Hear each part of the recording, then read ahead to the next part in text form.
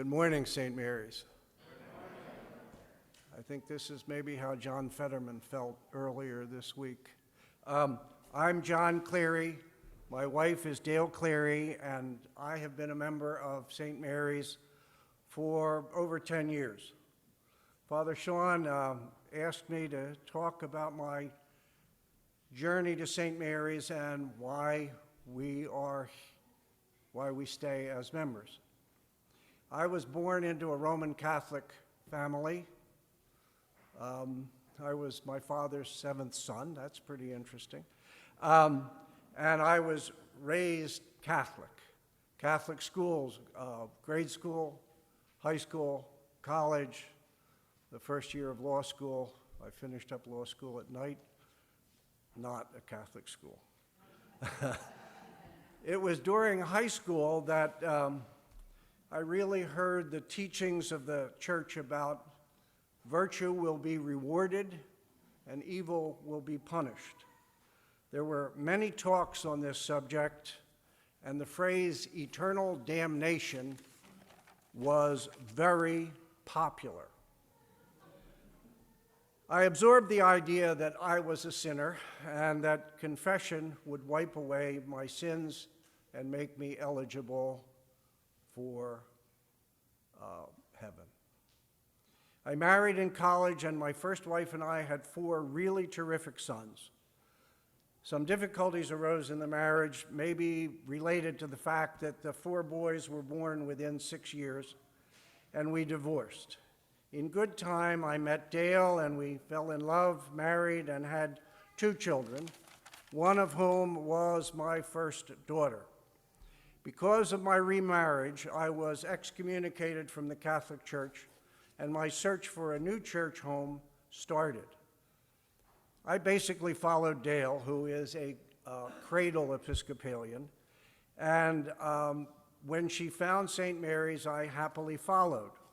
I felt very comfortable with the Episcopal Church and with the liturgy, and I especially liked the fact that that divorce was permitted. Women played a major part in the clergy. Gay clergy and members were welcomed. And there were many things about St. Mary's individually that I particularly liked. The healing that takes place after communion, where lay people lay their hands on people who are looking to be healed. I love the taking up of the gifts by children at the offertory. I also love the food pantry and interfaith hospitality network as some examples. Time went along, and I got very sick last fall. And I very easily could have died were it not for the skill and caring of the surgeons and staff at the Lankanaw Heart Pavilion. While I was awaiting my open heart surgery, I kept thinking about what was in my future.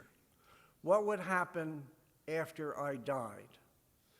I believe in an afterlife, and I was terrified of eternal damnation. And I wanted to confess to a Roman Catholic priest. Roman Catholic, just in case.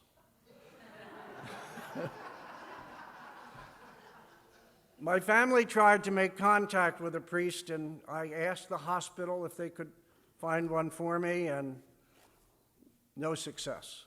Then Dale asked Father Sean for help, and he made the connection.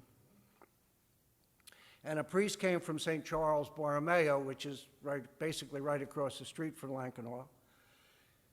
He came before the surgery. I received absolution, and I find it difficult to describe the depth of my relief. And this interaction with Father Sean typifies to me why I love St. Mary's, because St. Mary's wants to help, no conditions.